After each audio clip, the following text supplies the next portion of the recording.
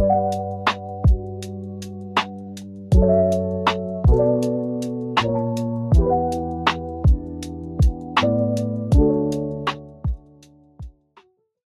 and gentlemen, welcome to episode 83 of the Brighter Horizons podcast, where today I honestly feel like putting my head through a piece of drywall. It has been a brutal day, a brutal day. A series of events has unfolded that I'm going to tell you guys all about. But regardless, we're still happy. We still got a smile on our face, and we're going to battle through it. But that's the beauty of having a podcast, is even when I'm down in the dumps, I just get to come on here, tell you guys about it, and then also tell you how I'm going to get through it and how you can do the same for whatever issues you're going through in life. And that's what the Brighter Horizons podcast is here for. So we're ready to kick off this episode with some good vibes, minus the drywall part. But anyways, before we get into these horrible events, how are you doing, my good co-host? I am doing fantastical. Oh, actually, sorry to cut you off. This is something I've been meaning to do at the beginning of each episode, because there is a chance that you guys have no idea who we are, and we've just been yapping without even introducing ourselves. So one of the things we want to start doing at the beginning of each episode is introducing ourselves. So my name is Akitha. I am joined by my co-host and brother, Nithik, and we are the hosts of your Brighter Horizons podcast. Now get into it. How are you feeling, my friend? That was sensational. I feel like, wow, there's like another depth to me as a person now, to the viewers. That's what I'm saying. But honestly, okay, aside from the, once again, putting our heads through drywall, which I think has affected you more harshly than it has me, I still am having a great week overall. I think the sun has come out. It's been shining, and I got my summer shirt on. Exactly. It's something to be grateful for. It's something to indeed be grateful for, because I think it's the things that we overlook. You know, in wintertime, we pray for the sun. And then summertime, you pray for colder times. But sometimes you just got to appreciate where you are right now. And where I am is basking in the rays of sunlight outside. So the beautiful weather has definitely been an uplifting part and contributor to my mood. But honestly, I just want to get into the drywall part. So please, sir, enlighten us all. Okay, so I know that some of you may not be from Vancouver. Some of you may not be hockey fans. But the gist of the story is the Canucks have had one of the worst series, the Vancouver Canucks, our hockey team that we have loved for me at least, for 20 years. The team we have loved since the day we were born, they have been horrible this entire time. There's maybe been a couple of seasons where they were good, but overall, very, very bad. And this year, they took that to a different level where they were horrendously bad. But there was a light at the end of the tunnel, and that light was the draft lottery, where they essentially pick numbers, and if the numbers they pick line up with your team's combinations, your team jumps up the standings and gets to pick first overall. Canucks fans were praying because we had the highest chance to get the first overall pick and land an immediate difference maker, somebody who was going to help us build the future, because our team is so horribly bad right now, like ridiculously bad. But instead, the freaking Toronto Maple Leafs jump up and take first overall pick, which is brutal because they've made the playoffs for 9 straight seasons, and the one season they're bad, they win the draft lottery. As if my poverty franchise hasn't been bad for the last 20 years. And it's been a lot longer than 20 years, too. It's been bad even before I was alive. Well, like, I guess we've had breaks, though, of being bad. Yeah, like 1 year every 7 does not count as being good. Yeah, I guess so, that's true. anyways, point being, horrible. The worst part is we had a friend come over, too, to watch the draft lottery. Shout out Nathan, my boy. We all sat in the kitchen, stared at the TV in horror as the Toronto Maple Leafs got the first overall pick, losing our mind. And then we're like, it's okay. At least if they draw second overall, we're still fine, because the 1 and 2 players are up here. Everybody else is like here. There's a significant gap between 1 and 2 and everybody else. And instead of the Canucks, it's the San Jose Sharks that draw second overall for their pick. And they have so many good players already that are just young and taking time to develop. And now we fall to third, which is the lowest that we can fall in the draft. And I want to put my head through a piece of drywall. Hence the comment. So it was just a brutal day, because we're sitting here excited that this one thing could change the trajectory of this team that we invest so much time into following, so much passion into following, and we care so deeply about. And yet, it all just got thrown out the window by one of, I would say, like maybe a top 5 worst combinations of teams to pick first and second above the Canucks, realistically speaking.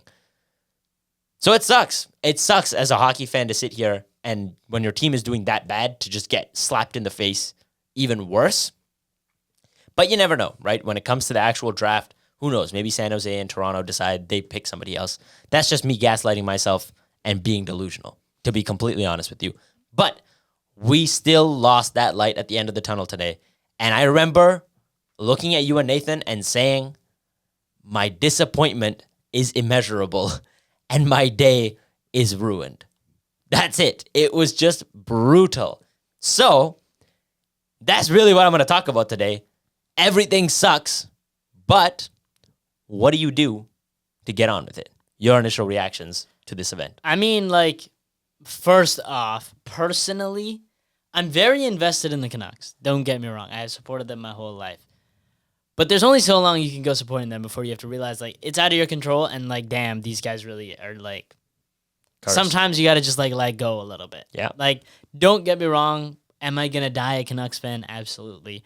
But as of right now, I choose to not concern myself with matters that are always just going to keep disappointing me and depressing me repeatedly. And maybe one day when they eventually become cup contenders, I will be right there in Rogers Arena cheering them on. But as of right now, like, it's just like, you know, what's a brother supposed to feel? You know, like, what am I supposed to feel? Disappointment, like, that luck isn't on our side. At the end of the day, there's only, you know, so much that you can do. And, you know, it's out of our control. On a personal level, like, obviously it's frustrating when luck doesn't go your way, but then you kind of say it again. It's like, yeah, it's luck, right? That's why every person that loses a literal lottery doesn't rage at a wall. It's because they knew that they were taking a shot in the dark.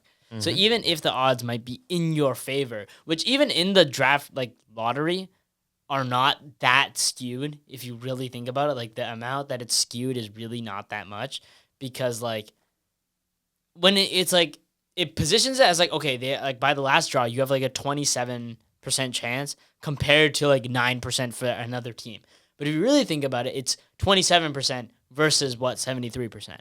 Yeah. So the 73% outcome is far always more likely to happen. Yeah. So it's like, it's not really that you have the best odds. You just have better odds than other teams, but that's still not, like, a favorable odd. So, like, overall, it's like, the point, statistics aside, is that why concern yourself with the things that are out of your control? You know, sometimes you just got to be involved in your own matters, right? Like, I can't do anything over it, so there's no point in me, like, concerning over it, I guess. You know, at the end of the day, our time will come eventually, so no point in frustrating now.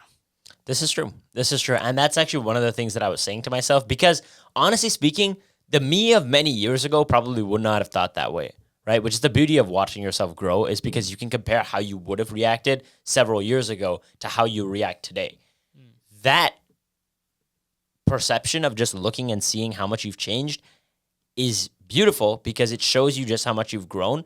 And the beauty of learning that you can detach yourself from these things is what frees you from suffering. One of the biggest quotes that I've learned to live by is, that which angers you has control over you. Very simple quote, right? It doesn't always need to be rocket science to have a profound impact on your life, which is what I think a lot of people lose in today's day and age. It's often the simplest bit of advice that can change everything for you. And I'll give you a great example. Obviously, everybody from Vancouver or any NHL fan would know that in 2011, the Vancouver Canucks made it all the way to the Stanley Cup Finals with such an amazing team, and we thought we were finally going to win the first Stanley Cup in our franchise's existence, and then it all goes horribly wrong and we blow it and lose to the Boston Bruins. What happens? Vancouver riots. Everybody, blows up cars and destroys downtown Vancouver. It's a brutal scene. And as a kid watching that, I remember what I did. I watched them lose, crashed out, ran to the garage. We had this giant shoe rack in our garage. I took every shoe off of that shoe rack. Mine, my mom's, yours, my dad's, everybody's shoes came off the rack. And I'm taking slap shot after slap shot after slap shot into the net. In hindsight, that is an absurdly bratty move to do. Honestly, that's insane. But granted, I was how old? 8? Yeah, I was 8 years old at the time. So whatever. Point is, I was devastated. Okay, devastated. Completely ruined all those shoes, threw the hockey net on the ground after I was done, stormed up to my room and didn't come down for hours. Comparing that to now, where even when something horrific like this happens, I'm just like, in the first hour, it's hard to digest. But then you just say to yourself, it is what it is. And more importantly, it's out of my control, right? That's the biggest thing, is it's out of my control. So what am I going to do about it? Nothing. I'm just going to get on with my day and get back to the things that I care about and the things that are in my control, quite frankly. So let's take a step back here and take it away from hockey now and just focus on that everything sucks part in somebody else's life where things are not going your way, even when they should, right? Even when you've been doing everything right or you deserve a break so badly, but it's just not coming to you. Sometimes you just need to do the small things right and to keep doing those small things right until something turns your way. Like you said, the game of statistics is kind of weird, where even though you might deserve something, you may not get it just because the odds of something else happening are greater. But it doesn't mean that it's not going to happen eventually, right? The truth is, the longer you keep doing something, the more tries you get, the more likely you are to get that favorable outcome. It's just simply repeating the process over and over again. Eventually, things will turn your way. But until then, you got to do the small things right. So the first thing I did when we lost the draft lottery was, okay, this sucks. Wallowed in despair for like maybe 30 minutes. And then after that, I was like, all right, let's get back to it. Do something helpful and like useful with my time. So the biggest thing was I went and cleaned my room, which doesn't sound insane, but I wished you guys could see the state that my room was in. It was like a bomb went off in there and just, it was horrible. It was actually horrible. It might be the worst state I've ever let my room get to. So it's been a mess for like a week, honestly speaking. It's been terrible, and I just have not gotten around to cleaning it.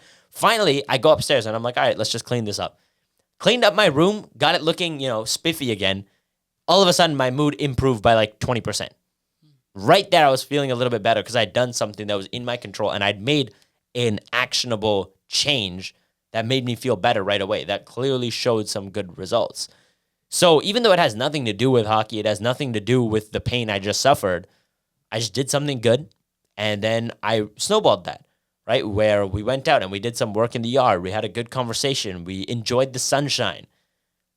Simple things that on a daily basis you probably wouldn't think are extraordinary, but in that moment of pain, of suffering, where things are going bad, just doing something good, something small. It doesn't have to be rocket science. You just do something simple that changes the way things are going for you. I couldn't agree more. And I think it also ties into gratitude. And I think one of the greatest things you can do during those times of like hopelessness is practice gratitude, which I know may sound very easy, but I'll toss up an analogy. And I saw it like the other day. And the analogy is, imagine you went up, or a homeless person came up to you and asked you for money. And this time you have cash on you. You give him $1. And he takes the $1 and immediately turns around and says, can I get more? Can you give me a 5? Can you give me a 10? Can you give me a 50, 100? You'd be so quick to look at him and be like, dude, I just gave you $1. Like, have some like courtesy. Like I voluntarily gave that. Be grateful for that. But then if you ask like, how far does $1 really go for the homeless person in the grand scheme of things? It's like, maybe it's not very far. Maybe it's not proportionate to the pain that has been caused, and yet we still expected them to have gratitude for it. And it's that like what you receive and what you give, in the sense of like sometimes your pain and versus your enjoyment and your fulfillment, they're not always going to be proportional. But that doesn't mean you need to be upset about that disproportionate reality. Sometimes we will suffer more than we are going to receive fulfillment and enjoyment from. But that does not mean that those like methodologies of fulfillment and enjoyment are unsatisfactory or unnecessary, or they aren't enough. Because like,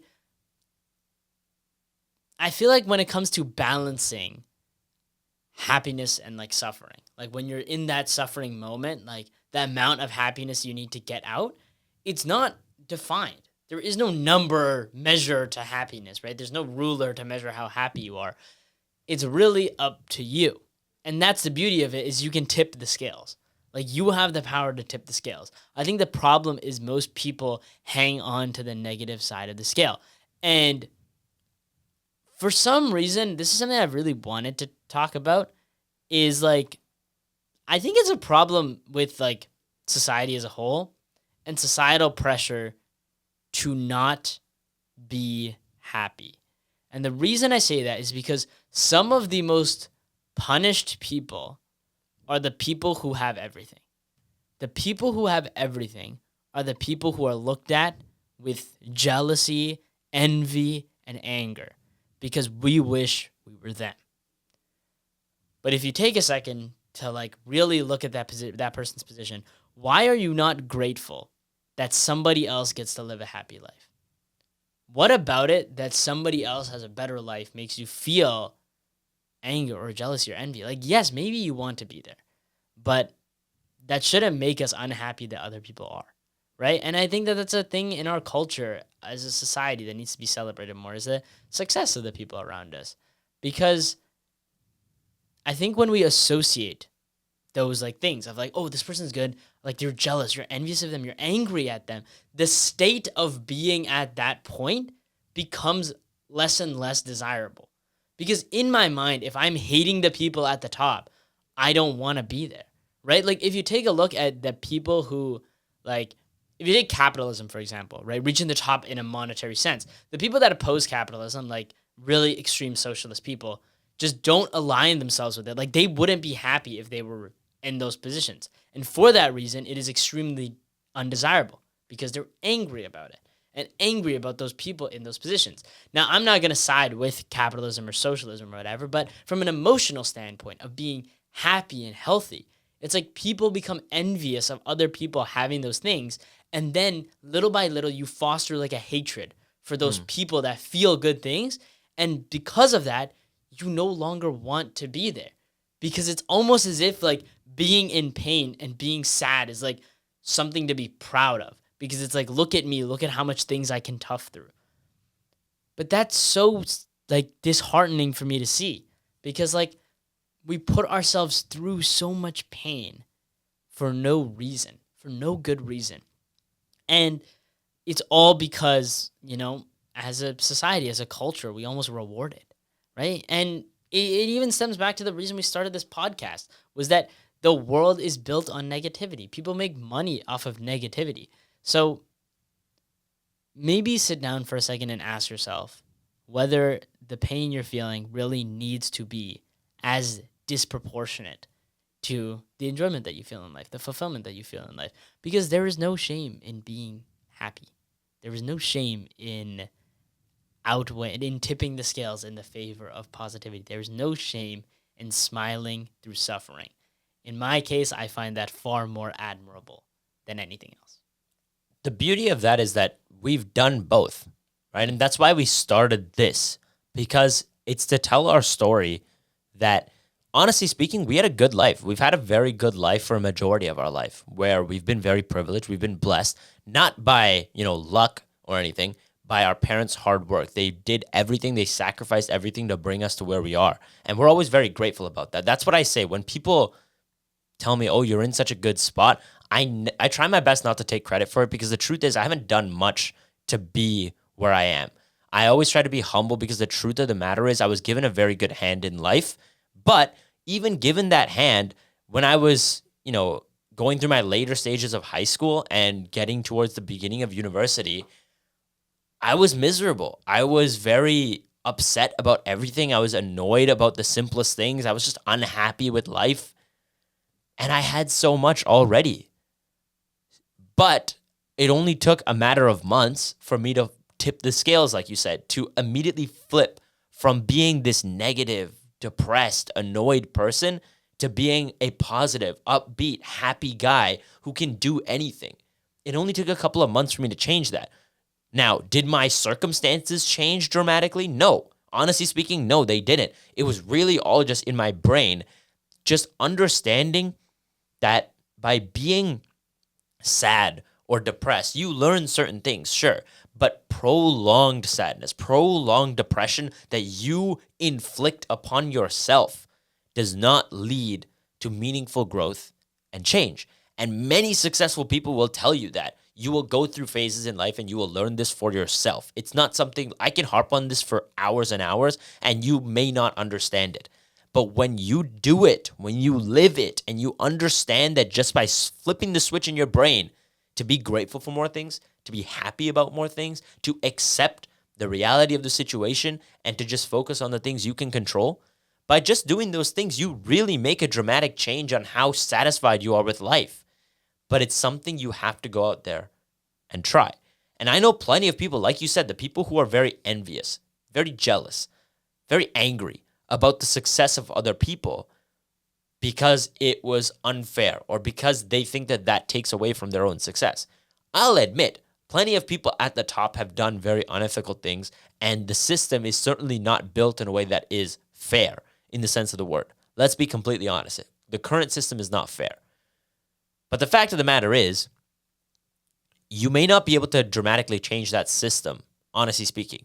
We'll certainly try and we'll continue as a society to get better. But I just think that even if you disregard the monetary aspect of things, it's probably better for your emotional health to just accept that some parts of this system are the way that they are, and I just need to play within it and continue to improve my own life in ethical and good ways that bring enrichment to others as well. You be the solution that you're searching for in this system, right? Don't contribute to it and think, oh, just because other people are cheating, I will too. This is exactly why I don't agree with hopping on steroids. And by extension, I myself don't want to hop on peptides either, but that's kind of a conversation for a later date, solely because it's a natural thing and it may not, destroy your body the same way that steroids do. But again, like I said, this isn't a fitness podcast. It's a Brighter Horizons podcast. But it's the same reason why I don't agree with that. I don't agree with unethical ways of getting money, like selling things that could harm people, whether that's digital media or drugs or whatever else. I don't agree with any of that. So I'm not telling you to do that because the system's broken. You should sell cocaine. No, that's not what I'm saying. But I do think that we need to stop focusing so much on the things we can't control, like a draft lottery that doesn't go your way, like losing a job where you gave it everything and you still lost, or best example, losing a girlfriend or boyfriend that you gave everything for and they still took it for granted and decided to leave you or cheat on you or do you wrong somehow. Many people dwell on these things that happen to them far too long. And one of the beauties of learning to let go of it is that you just get back up so much quicker and keep moving. And you will be rewarded for that. The faster you can get up from a loss, the better your chance of being rewarded is. And it's a very weird law in the universe where the more that you keep doing those small things, the more they will add up, right? And this is something that I didn't necessarily want to bring up on the show because it's not really gone through yet and it's not fully complete. And until the process is complete, I won't act as if it's done. But in my line of work, one of the things that can happen is, especially in any form of sales, really, in any form of sales, you could have a prospective client that seems very, very set on buying something. And it just doesn't work. It just doesn't work. It doesn't go through for some reason. They ghost you, whatever, it happens, right? And that happened to me with a client. It did. And I wouldn't say I was very upset, but I was like, okay, that kind of sucks because they would have had a sizable purchase and I was looking forward to fostering a relationship with this customer because he was a very good guy. Never heard from him for months. And then one day, by coincidence, I went into the break room and I was rifling through my bag to get my water bottle because I was thirsty as hell after speaking for hours. And a business card fell out of my bag. And I flipped over the business card, and on the back, I had his name written, his number, and I had just written on it, very cool guy, on the back of the card. And I looked at it, and I kind of smirked to myself, and I laughed because I thought to myself that he was such a sure buy, it should have happened. But it didn't. And it angered me so much at the beginning that it didn't work out. But that day, I kind of smiled, and I said, you know what? It is what it is. And I just moved on. I swear to you, on everything I love, not even 20 minutes later, this customer calls me. This guy has never called me once in the 6 months I had been dealing with him before I gave up. In the 6 months, he had never called me. And he called me that day by complete coincidence. I answered the phone. I was like, hey, how's it going? I haven't heard from you in a long time. How have you been? He's like, oh, I've been great, man. Hey, can you help me about that thing that we discussed like several months ago? And I was like, oh, yeah, of course I can help you with that. And it's currently in the process of being done. I was completely shocked at the fact that that actually worked out because I just thought that it was over. But if I had sat there and continued to be negative about it and continued to dwell on it, not only would that, fate perhaps not have turned in my favor, but also I would have squandered a ton of other opportunities that I had between that time when I thought it was going to go through and the time when I actually got that call. If I was just in a bad mood, I would have ruined a bunch of opportunities.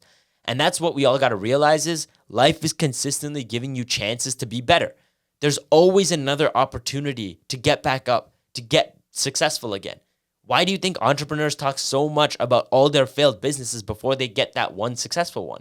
It's because they kept doing things a little bit better, but they kept persevering through it, right? They didn't let one failure knock them down. They just got up and got back to it. That's how we all got to live our lives. We all need to continue to be positive through those dark times and to continue persevering, because one day the universe, God, Lady Luck, whatever you believe in, will throw you a bone that you didn't expect. And I think that it's kind of rewarding you for that consistent output, even when you didn't feel like it. Absolutely. And honestly, there's something I did want to tack on there. And it was a saying that I saw that I think really changed my perspective on a lot of things.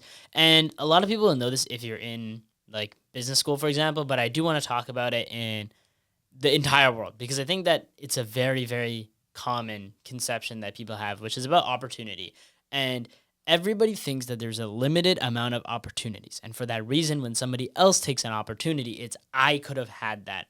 And the saying is that maybe you are behind. Maybe other people are ahead of you. Maybe other people are doing better than you. But it doesn't mean that you're failing or that you aren't going to get the thing that you want. It just means that you're next in line.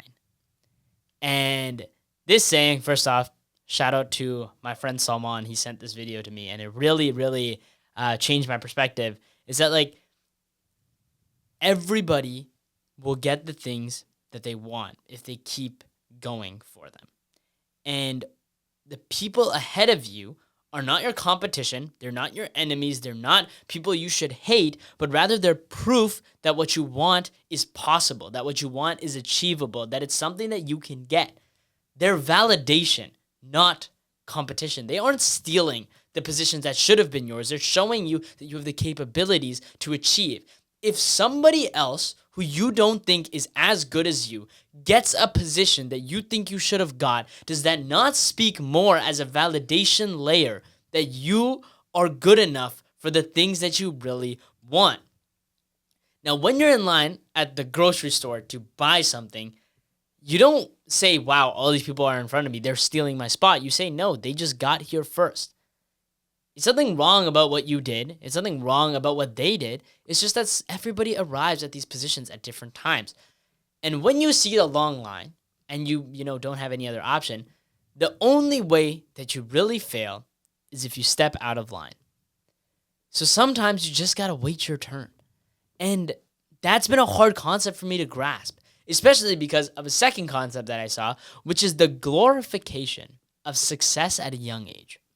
And it's a very interesting concept because normally people associate success with age, in the sense that if somebody achieves something by the time they're 20 versus somebody achieved the same thing by they were 40, we tend to look at the 20-year-old as more impressive.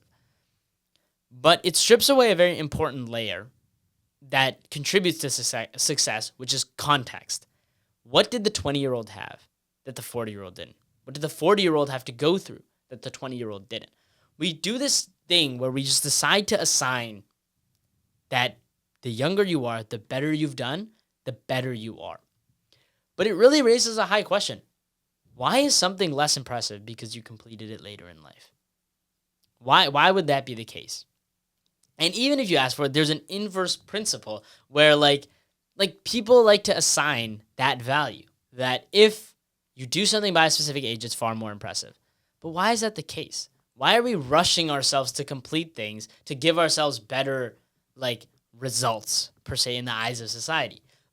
If I want to achieve something, I shouldn't be placed on the time clock of if you do it by this age, you're actually good. But if you do it by this age, well, you're just all right. My favorite person that I ever met was a professor from a university who took a philosophy class with me. It was in my first year, in my second semester, where I took a philosophy class. And in my tutorial and in my class was I believe he was 56 years old, professor. And this is an entry level philosophy course, a 100 level course. And I never talked to him except for one day where I finally asked him, I was like, hey man, like, why are you here? I was like, like what's your objective here? And he's like, oh, I just really am interested in learning. Right. And he told me the story about how his wife was actually a professor at SFU. And for that reason, like he got discounts to the courses. So it wasn't as expensive. But he told me that, hey, I was just interested in learning again. And for that reason, I decided to come back. I didn't look at him being like, damn, old head, just go away, man. This is for younger. I didn't say pack it up, Unk. I said, wow, this is so much more admirable. Because learning is not defined by age. You don't become, less impressive of learning the older you get. No. So why do we tie achievement that way? You shouldn't rush yourself to achieve because it's better in other people's eyes. And then it leads you to the concept of like, are you really achieving because it's like something that you want, or it's because you want other people to see that you have it, right? And we need to do these things for ourselves. Flexing that you're ahead doesn't make you better. It doesn't change the actual accomplishment that was done. It just means that you had the resources to complete it in this time. And yes, I'm not trying to strip the credit away and be like, it's not impressive at all. It's still very impressive. But don't assign value to time, because at the end of the day, we all end up in the same place. So why sit here judging people based on how long it took them to accomplish things? What matters is that they did, right? So I've been rambling for a hot minute about this, but the truth is I want you all to stop looking at success as something that's related to time. Just look at the objective accomplishments. Look at the person. That's the real question. Because if you looked at somebody who maybe accomplished something that maybe you thought was easy, it might have been their biggest goal. And to them, it puts a bigger smile than anything you've achieved ever has on your face. So if you ask yourself, who's the clown? Who's the person who should actually be happy? Who's the idiot? Maybe take a look in the mirror, okay? Now, I'm obviously joking and obviously embracing my brightest horizon, because the truth is, it's not about that. It's about understanding that success is arbitrary, and it's not about time. It's not about when you accomplish it. It's that you accomplish that which makes you fulfilled. So chase that fulfillment, not the time. And yeah, overall, stay in line. I think that's a fantastic point to make about time. The only thing I will say is, I think that the important distinction is, I guarantee you, somebody here is thinking right now, listening to this, well, obviously it's going to be more impressive if a 22-year-old has 50 million in the bank opposed to a 50-year-old, right? The two things that are important are, one, like you said, context. What did each person go through? What did each person do to achieve that?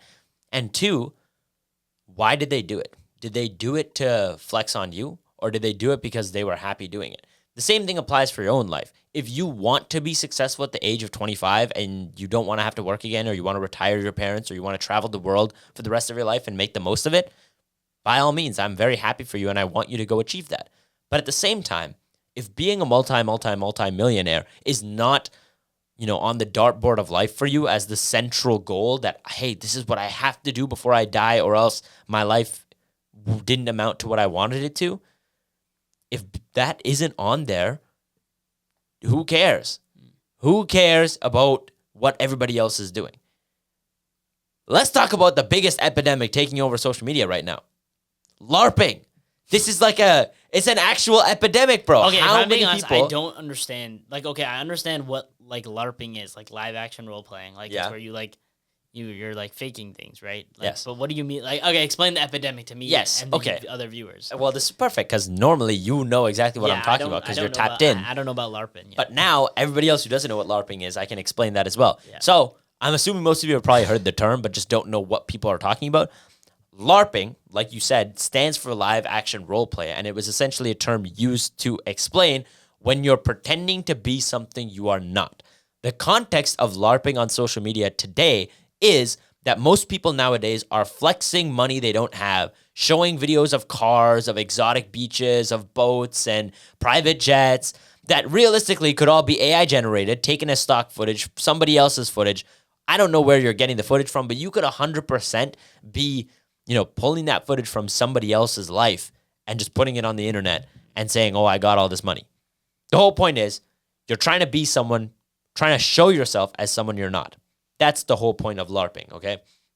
And the most, difficult part about that is it's very easy for you as a viewer to get caught in LARPing content because it has catchy music, Maybachs bouncing in the background, cash being thrown everywhere, and a beautiful blue ocean. Who doesn't like seeing that, man? Of course it looks nice.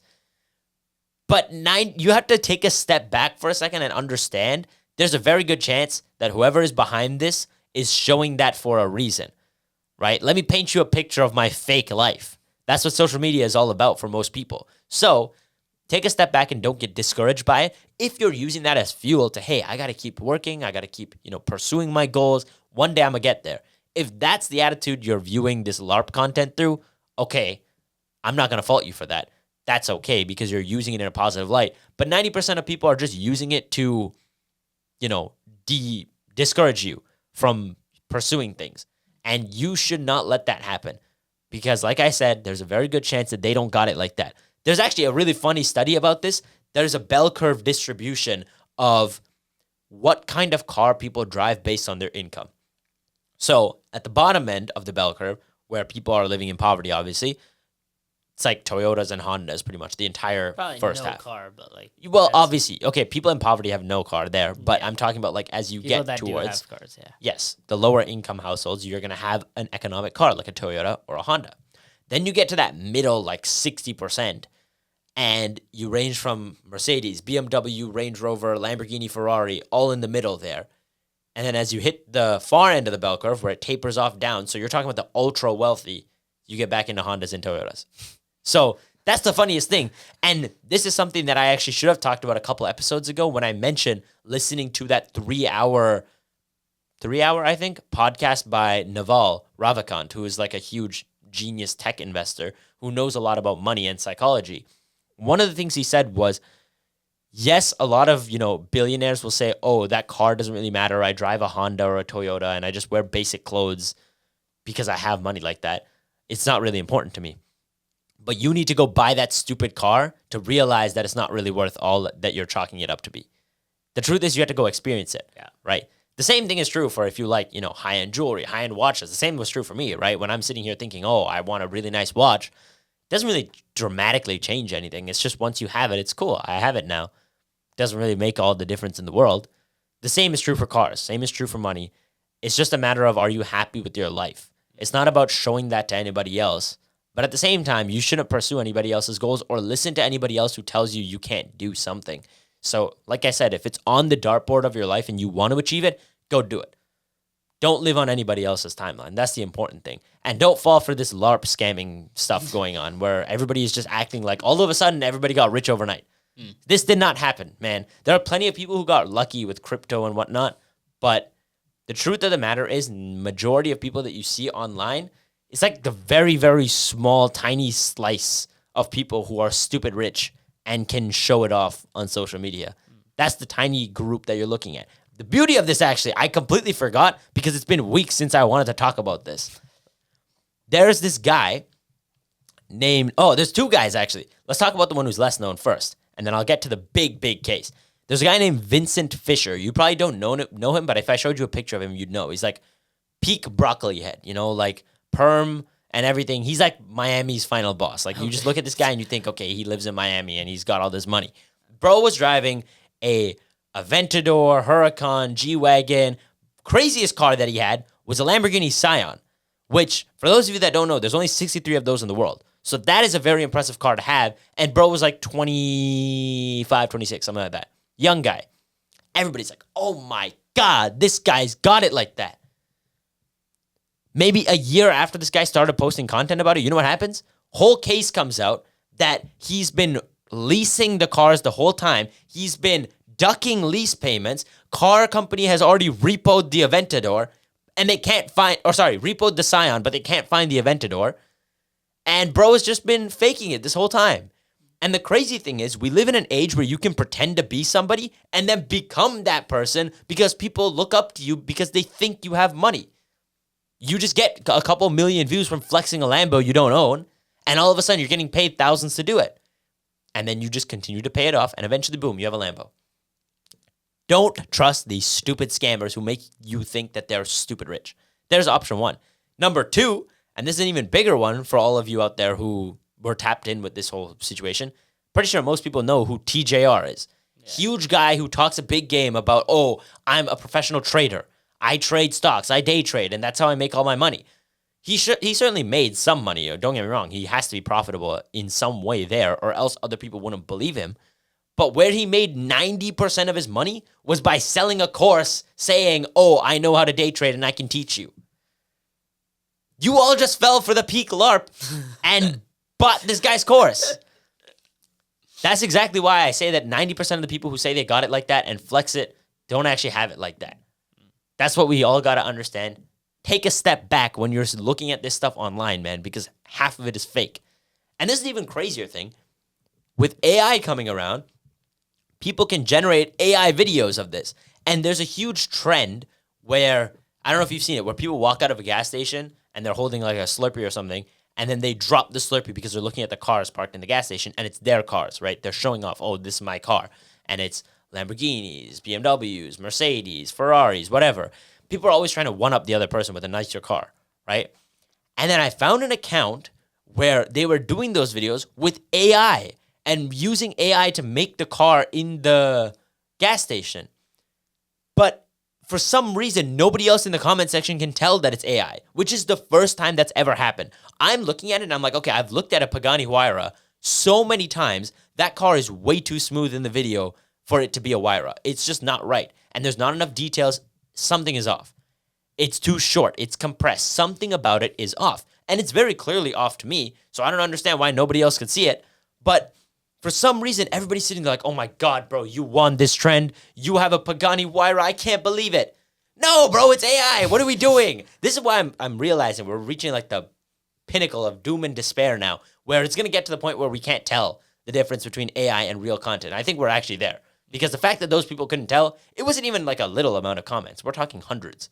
Hundreds of people who don't know that that car is AI, which is insane because of how many people are car enthusiasts and didn't tell.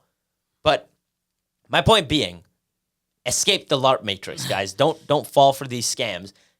Be motivated to succeed. And if making a lot of money is on your checklist, I'm not demonizing that. Go out there and do that. Just don't let these people lie to you and make you believe that they got it like that. You just focus on yourself, man. Don't look at everybody else. Yeah, like I feel like it's so overrated to observe other people and to determine your success based on other people. I think that it's like completely unnecessary. Like, what purpose does it really serve to sit here and be like, damn, that guy's really got it? And in a way that's not conducive to health, right? Like, for example, like the biggest example I use is you, right? As a kid, you're my older brother. I'm always looking up to you. I always want to be like you. Obviously, at that young of an age, am I ever going to catch up to you? No. But does that mean I'm ever going to stop chasing? No. But that doesn't mean that I was unhealthy. I wasn't like hurting myself at the thought like, God, I can't believe I'm not as good as him. I was like, I accepted. It got to a point where eventually I accepted, I'm not going to be better than him, but I'm going to try every single day. That's the kind of mindset you need to have, is that maybe I'll lose. Maybe I won't hit it, but I'm going to try every day, right? And it doesn't need to be unhealthy that you're not where somebody else is or that you're not where you want to be. That's okay, right? We always want to be at the next step, the next stage. But all that you really need to worry about is that you're taking the next step, right? So the advice I'd have to all of you, especially with the LARP maxing going on now on the internet and everything, is maybe sit down for a second and ask yourself, like, okay, the best thing I can say right now is, first off, go watch Avatar: The Last Airbender, because I'm going to quote it, and if you haven't watched it, seriously, what are we doing? You need to. And also, I know a ton of you out there are actually adults, because I've looked at the age of our distribution. There are like quite a sizable amount of you that are adults. I guarantee you the beginning of the show may not seem like it's super profound and deep, but I promise you that if you just trust the process and watch it, the story is told in a, let's say, childish manner, but the underlying lessons behind it are so beautiful. And even as an adult, I still tear up watching some episodes, man. Like, that's still so profound. Like, trust me, it's worth your time. Watch it. It'll change your life. Continue. Absolutely. And like, genuinely best show I've ever watched. So one of my favorite sayings is when, or at least I'll tell the tale of the scene because it's just so impactful, is when they're in Ba Sing Se and Zuko and Iroh are underground with Appa. and he asks him, you need to like look within yourself and start asking yourself the big questions. Who are you and what do you want, right? Zuko tells him, I know my destiny. And Iroh asks him this question that I never thought of as much as I did today, which is it your own destiny or is it a destiny that someone has tried to force on you? And sometimes we subconsciously don't realize how people are forcing destiny on us, because the more you see on Instagram, you see the Lamborghinis, you see the Rolexes, you see the money spreads, you instantly start to associate success with money. And your destiny becomes, if I want to be successful, I need money. But where did that destiny come from? Was it you? Did you sit down and decide that money is what I need to be successful, that my destiny is to be rich? No, it was something that was forced upon you. But if you sat down in isolation and said, you know what do I really want from my life? I want to travel. I want a family. I never want my family to worry about money. And for that reason, you know what? I'm going to get really rich. That's from you. That's your destiny. Because it was something that came from within. It came from here, from the chest, from the heart, from your soul. You said that this is what I want. This is how I'm going to bring it to life. But you need to ask yourself those questions. That's why, like, the saying in isolation of, is it your own destiny or is it a destiny that has been forced upon you? That's not enough. You need to encapsulate that whole scene, that moment where he asks him, you need to look within yourself and ask yourselves those big questions. Who are you? What do you want? Because it's so easy nowadays to pick up what other people want without realizing that it's something that you never wanted. Like, I'll say even recently, I was thinking about a decision I wanted to make for my future. And everyone around me told me, just make the decision, make the decision, make the decision. Like, this is what you should do, this is what you should do. And it was hard for me to disagree. I knew that it was beneficial for my career. I knew that it was beneficial for my life. I knew all those things. But I wanted to make sure, was the benefit and the idea of the benefit from them or from me? So I told them, I was like, hey, just give me time. I want to think about this. And for that moment, no matter how many people talk to me about it, I iced it out. I said, no, like, I don't want any opinions right now. Like, I'm figuring this out. And I sat there for the day before, like, I had to apply. The day before it was due. I sat there and I just thought in isolation. And I asked myself, is this really something that I want to do? Why do I really want to do this? And I ended up arriving at the fact that I did want to do it, and I applied. But without that moment of reflection, I never would have thought about and like critically reflected on, what did I want from this life? And that's something that's really important. You have to take the moment to ask yourself that, because otherwise you're going to get wrapped up, and you don't want to wake up when you're 70 and realize that you live somebody else's life. That is yeah, true. You want to wake up and realize you live your own.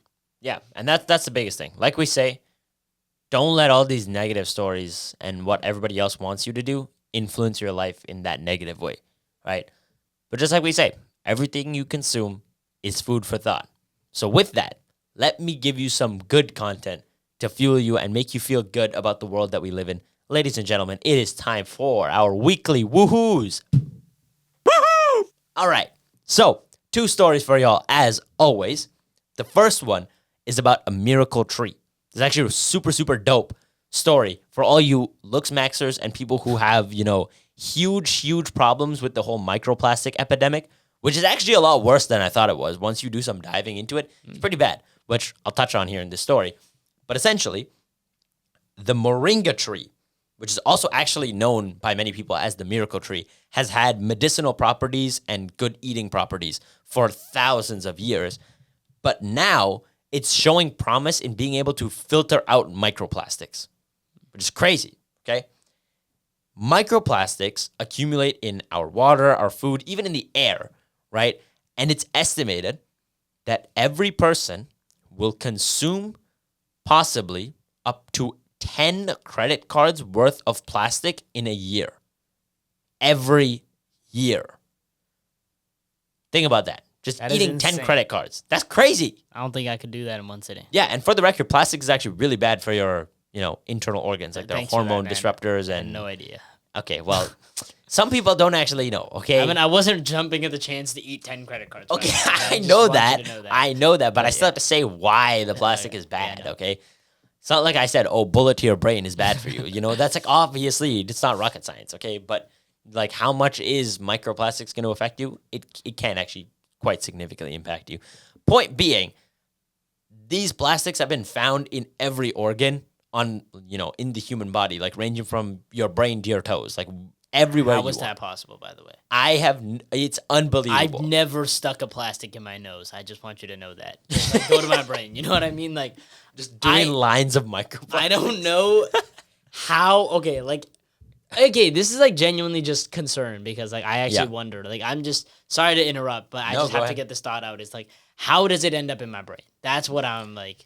So what you have to understand is this is the beauty of actually studying microbiology is that I actually know about just how connected everything inside your body is.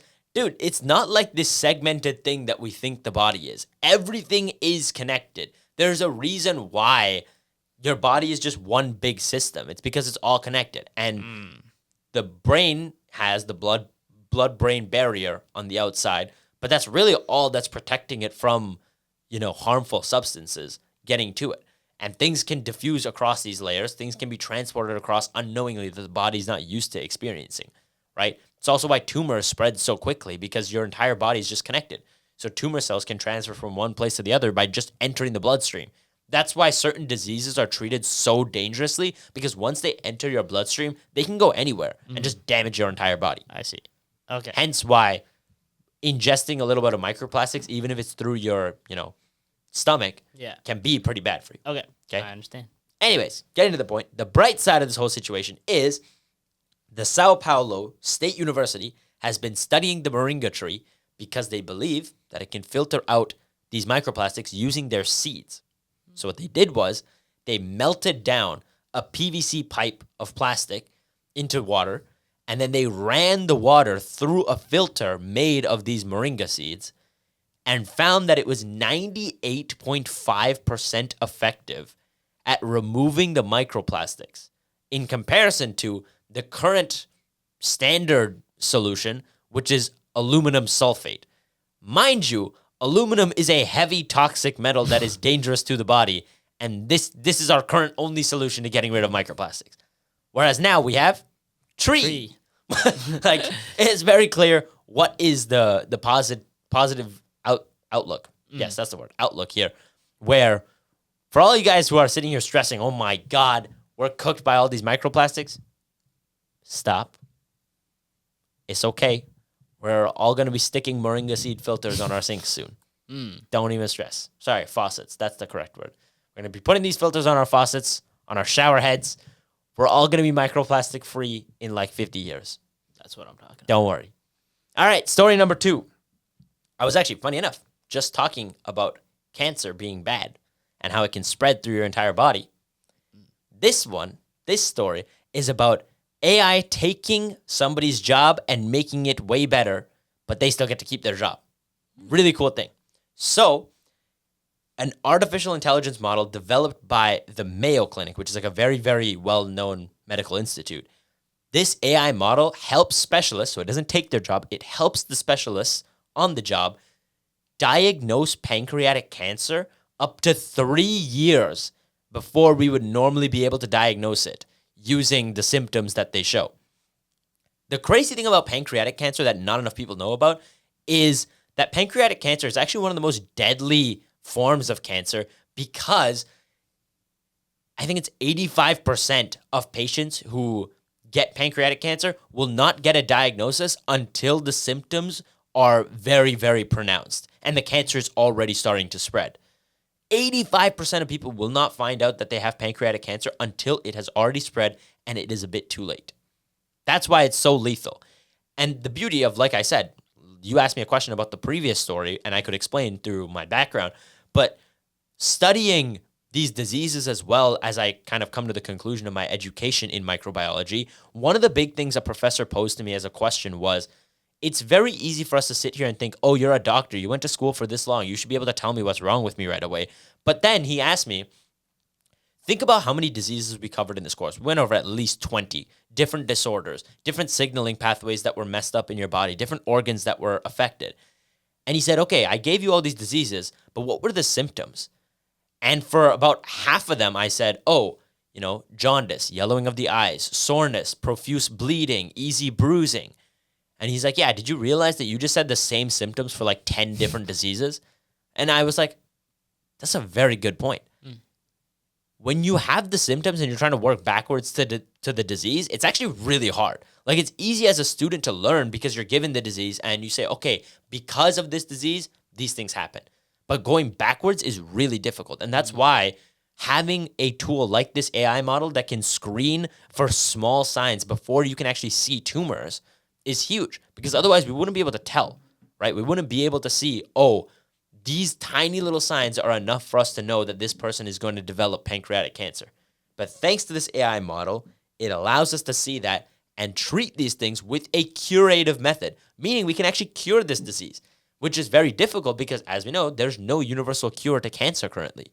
But if we can eliminate the problem before it takes hold, before you start developing tumors that will migrate across your body, if we can do that and eliminate that, we can save a ton of lives.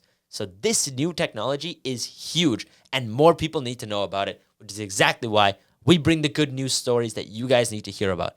Bet you didn't know either of those. So if you want to hear more stories like that, check out next week's episode. But that is it for the Weekly Woohoos this week.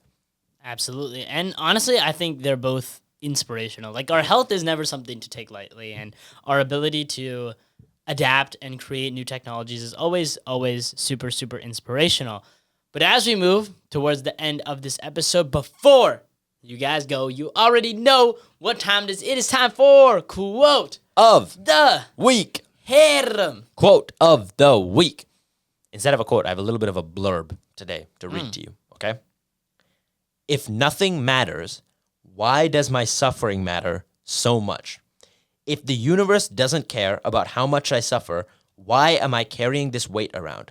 If nothing truly matters, then I am free. Free to fail, free to try again, and free to start over. And that is a quote from this guy who just plays video games and streams them, but it's a clip of him as a knight sitting at this campfire. And he's talking about how depression rewrote his identity and made him believe that he had to carry this burden around and that his life was consistently being ruined because the universe hated him. Until he just let go of that fact and realized that some things were out of his control. And the bigger thing that he said was, if the universe doesn't care about how much I'm suffering, why do I? Why do I not just accept it and feel that I am free to do whatever I want? You need to free yourself from your own suffering, from other people's expectations, and from the things that are out of your control.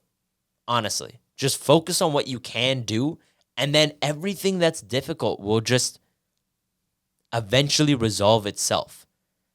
You just keep moving forward, keep focusing on the things that you want to accomplish, and you will 100% get to a better place. Absolutely. And honestly, don't think I could have put it better than that.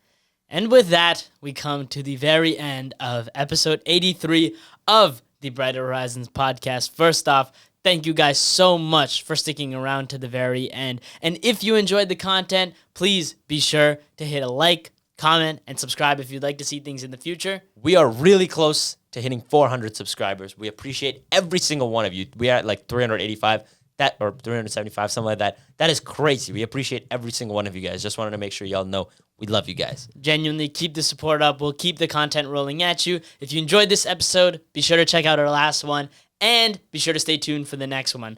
But understand, above all else, that it's important to give yourself a little bit of leeway. It's okay to fail. It's okay to not be exactly where you want. It doesn't mean that you're never going to get things just because somebody else got there first.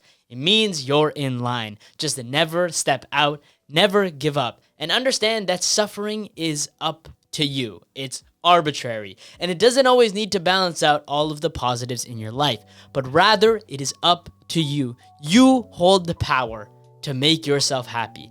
Tip the scales in your favor, but above all else, make sure you live a positive life, y'all. Peace out.